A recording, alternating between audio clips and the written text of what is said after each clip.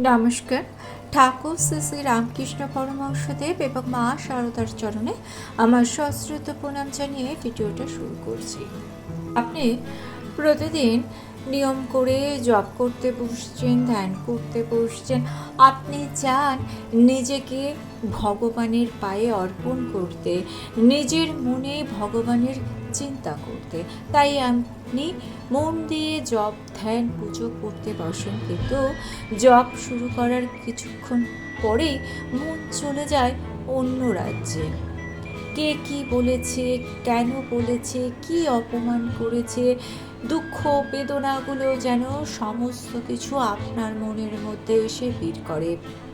আপনি ভাবেন যে কেন আমার এরকম হয়, আমি তো ভক্ত হতে চাই, আমি তো ঠাকুরের নাম নিতে চাই, কিন্তু এই মনই আমার জীবনে সমস্ত সমস্যা ডেকে আনছে।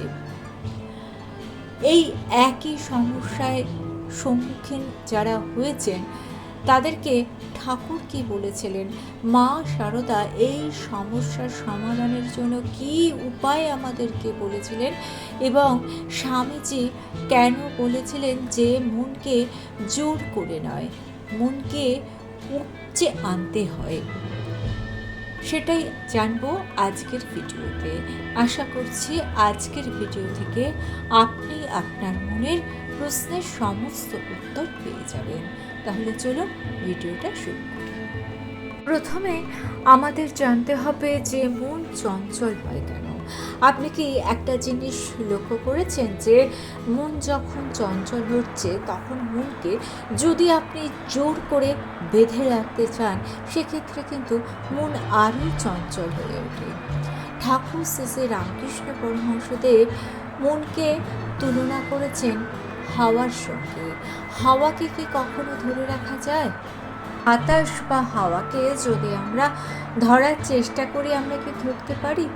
সে তো হাত থেকে ফসকে চলে যায়। মনও তেমনি, মনকে জোর করে ধরে রাখতে চাইলে মন কখনোই ধরা দেয় না, কারণ মন পরিপূর্ণ হয়ে রয়েছে, মন ভর্তি হয়ে রয়েছে, তাই তাকে ধরা যায় না। মন কিসে ভর্তি হয়ে রয়েছে জানেন? মন ভর্তি হয়ে রয়েছে আশা। ভাবি আমার এটা চাই, ওর ওই একটা সুন্দর বাড়ি রয়েছে, ওই রকম একটা বাড়ি আমার চাই, ওর একটা গাড়ি রয়েছে, আমার ওই রকম একটা গাড়ি চাই। মন ভর্তি রয়েছে ভয়ে। যদি আজ আমার যা আছে, মান সম্মান অর্থ, কাল যদি হারিয়ে যায়, এই ভয়ে। মন ভর্তি হয়ে রয়েছে অতীতের চিন্তায়। সেই কবে আমাকে ও এই কথাটা বলেছিল, কেন বলেছিল, কেন এরকম ব্যবহার করেছিল। মন ভর্তি হয়ে রয়েছে ভবিষ্যতের চিন্তায়, ভবিষ্যতে কি হবে সেই চিন্তা। আর সব থেকে বেশি মন ভর্তি হয়ে রয়েছে নিজের গুরুত্বের অনুভবে। আমি নিজে সবার কাছে কতটা গুরুত্বপূর্ণ, কতটা আমার কদর, এসব নিয়েই মন একেবারে পরিপূর্ণ হয়ে রয়েছে। এই সব নানা ঘটনা, নানা চিন্তায় মন ভারী হয়ে থাকে। তাই মনকে থামানো যায় না, মনকে জোর করে থামানো যায় না, মনকে হালকা করে দিতে হয়। আর এখান থেকেই শুরু হয় আসল সাধনা। এখন প্রশ্ন জাগতে পারে যে মন চঞ্চল মানে আমরা কি ব্যর্থ? মন চঞ্চল হলে, মনকে জোর করে শান্ত করতে গেলে মন যদি আবার ছুটে পালিয়ে যায়, তাহলে তখন কি করতে হবে? ঠাকুর কি বলছেন শুনুন। কে জোর করে শান্ত করা যায় না, মনের দিক বদল করতে হয়। ঠাকুর বলছেন আমরা সবসময় একটা ভুল করি, আমরা মনকে আমাদের শত্রু ভাবি। যখন আমরা সাধনা করি বা জপ করি বা মন দিয়ে কোনো কিছু কাজ করার চেষ্টা করি, তখন মন একটু এদিক ওদিক গেলেই আমরা কিন্তু বলি এই মনটাই যত নষ্টের কারণ, আমার দ্বারায় সাধনা হবে না, আমার দ্বারা এইরকম মনোযোগ সহকারে কোনো কাজ করাই হবে না। কিন্তু ঠাকুর শ্রী শ্রী রামকৃষ্ণ পরমহংসদেব মনকে কখনো শত্রু বলেননি, তিনি মনকে কখনো দমন করতে বলেননি, তিনি মনকে ঘুরিয়ে দিতে বলেছেন। ঠাকুর বলছেন, মন যেদিকে টান পায় মন সেদিকেই যায়। তাহলে আমাদের মন যদি সংসারের দিকে টানে, মন যদি সংসারের দিকে যেতে চায়, তাহলে ঠাকুর কিভাবে মনকে ঈশ্বরের দিকে ঘুরিয়ে দিতে বলেছেন চলুন জানি। ঠাকুর বলতেন, মন যেদিকে যায় সেদিক থেকেই তুমি মনকে ধরো। আমরা কি করি? আমরা মন যদি মানুষের দিকে যায় আমরা বিরক্ত হই, মন যদি অপমানের কথা ভাবে তখন আমরা ভয় পেয়ে যাই। ঠাকুর বললেন, মনকে দমিয়ে দিও না, মনকে ঘুরিয়ে দাও। মন যদি সন্তানের কথা ভাবে তাহলে সেই সন্তানের মধ্যেই তোমার ঈশ্বর আছেন। মন যদি কাজের কথা ভাবে তখন আপনি জানবেন যে আপনার ওই কাজটাই কিন্তু ঈশ্বরের সেবা। আপনার মন যখন কষ্টের স্মৃতিগুলোকে মনে করছে তখন জানতে হবে আপনার মন কিন্তু সেই ঈশ্বরের দিকেই আপনাকে নিয়ে যাচ্ছে, কারণ কষ্টই কিন্তু মানুষকে ঈশ্বরের দিকে নিয়ে যায়। ঠাকুরের চিন্তা ভাবনা ছিল বাস্তব।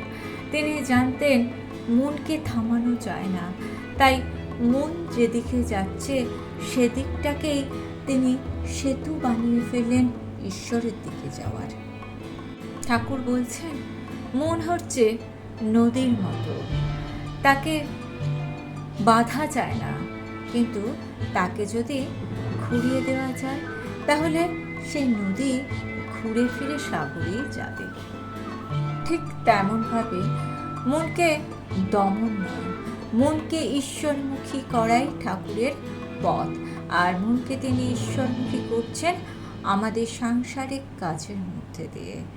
আপনি যদি সকালবেলা উঠে আপনার প্রিয়জন কিংবা আপনার সন্তানের খাবারটা আগে তৈরি করতে যান, তাহলে জানবেন সেটাই ভগবানের জন্য আপনি করছেন। আপনি ভাববেন না যে এসব কাজ করতে গিয়ে আমি ঈশ্বর সাধনা করতে পারছি না। ঈশ্বর মানুষের মধ্যেই আছে, মানুষের সেবা করলেই কিন্তু ঈশ্বরের সেবা হয়।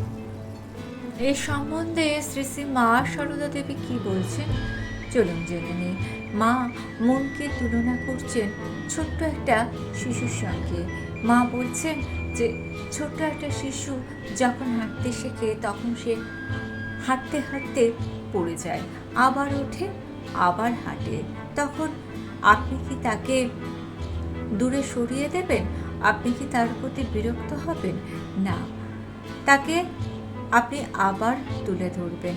তাই মনও সেরকম, মন আজ বসছে না, কাল বসবে। মা বলছেন আমাদের ধৈর্য রাখতে হবে, একদিনে তো সব কিছু হয় না, ধীরে ধীরে হয়। আমরা কি করি? আজকে যদি মন না বসে আমরা খুব বিরক্ত হয়ে যাই, আমরা ভাবি আমার দ্বারা হবে না, কিন্তু ধীরে ধীরে সবই সম্ভব হবে। মা বলছেন মনকে জোরে টান নয়, মনকে ধৈর্য দিয়ে বদল করতে হয়। আমরা কি করি? একদিন যদি আমাদের কোনো কাজে মন না বসে আমরা অধৈর্য হয়ে গিয়ে বলি ও আমার দ্বারা কিছু হবে না, আর এখানেই কিন্তু সমস্যা তৈরি হলো। আপনি মনকে নিরাশ হতে শেখালেন। মা শিখিয়েছেন মনকে ভালোবাসতে হবে, কারণ একদিন এই মনই ভক্ত হয়ে উঠবে। তাই মা বলছেন মন পালালে ভয় পাবে না, মনকে বলো চলো আবার চেষ্টা করো। এটাই শ্রী শ্রী মা সারদা দেবীর শক্তি।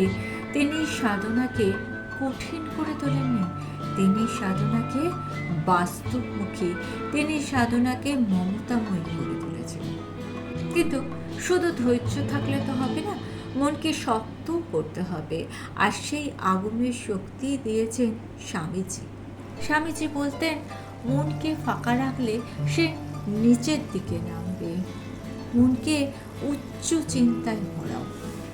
মন যদি খালি থাকে তাহলে দুশ্চিন্তা, ভয়, অপমান এই সবই তা ভুলে যাবে। স্বামীজি বলছেন, মন যদি অস্থির হয় তাহলে তাকে কাজ দাও। মন যদি দুশ্চিন্তাগ্রস্ত হয় তাহলে তাকে সেবা দাও।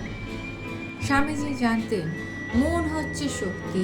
এই শক্তিকে যদি নিচের দিকে নামাও তাহলে সে পালিয়ে যাবে, আর যদি উপর দিকে ওঠাও তাহলে সে কাজে দেবে। তাই তিনি বলতেন, যে চিন্তা তোমাকে দুর্বল করে সেটা পাপ, আর যে চিন্তা তোমাকে শক্তি দেয় সেটাই তোমার ধর্ম। মনকে চুপ করানো যায় না, মনকে দমন করা যায় না। মনকে এমন জায়গায় নিয়ে যেতে হয় যে সে নিজের থেকেই শান্ত হবে। ঠাকুর শেখালেন দিকবদল, মা শেখালেন ধৈর্য, স্বামীজি দিলেন শক্তি। কিন্তু এগুলো জীবনে প্রয়োগ করবো কিভাবে? চলুন এর ব্যবহারিক দিকগুলো আমরা জেনে নিই। একটা নির্দিষ্ট সময় ঠিক করুন। মনকে বলুন যে এই সময়টা ভেতরের জন্য, অর্থাৎ ওই সময় আপনি জপ, ধ্যান, উপাসনা যা আপনার মন চায় ঠিক ওই সময়তেই করুন। যেমন ধরুন ঘুমের সময় হলে শরীর নিজেই ক্লান্ত হয়ে যায়, ঠিক সেরকমভাবে সাধনার সময় হলে মন নিজেই শান্ত হয়ে যায়। দ্বিতীয়, জপ বলুন, ধ্যান বলুন, পুজো বলুন, সেটা অল্প সময় হলেও নিয়মিত করুন। আপনি একদিন 30 মিনিট জপ করলেন কি পুজো করলেন, আরেকদিন 5 মিনিট, আরেকদিন 2 মিনিট, এটা করে কোনো লাভ নেই। আপনি প্রত্যেক দিন 2 মিনিট কিংবা প্রত্যেক দিন 5 মিনিট সময় দিন এই জপ, ধ্যান, উপাসনা, পূজা ইত্যাদির জন্য। তৃতীয়, মন পালালে নিজেকে দোষ দেবেন না, এটাই স্বাভাবিক। আপনার মন যখন পালিয়ে যাচ্ছে আপনি তখন তাকে আবার ফিরিয়ে আনছেন, এটাই কিন্তু সাধনা। নাম জপ করার সময় অনুভবের মধ্যে দিয়ে ঈশ্বরকে স্মরণ করুন।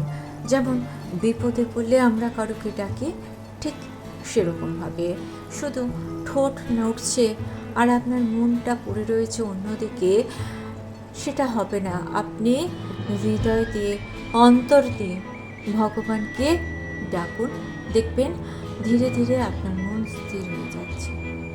এত কিছু করার পরও তাতেও যদি মন না বসে তাহলে কি সব বৃথা? ঠাকুর বলছেন না। আর এখানে ঠাকুরের চরম আশ্বাস। আমরা ভাবি মন স্থির হলেই ভক্তি, মন স্থির হলেই ঠাকুর কাছে, ঈশ্বর কাছে, কিন্তু রামকৃষ্ণর পরমহংসদেব অন্য কথা বলছেন। তিনি বলছেন মন দৌড়বে, এটাই তার স্বভাব, এটাই স্বাভাবিক, কিন্তু তুমি যদি তাকে ডাকো, তুমি যদি মনকে ফিরিয়ে আনো তাহলে তিনি সাড়া দেবেন। এই কথার ভেতর কত আশ্বাস আছে ভেবে দেখুন তো।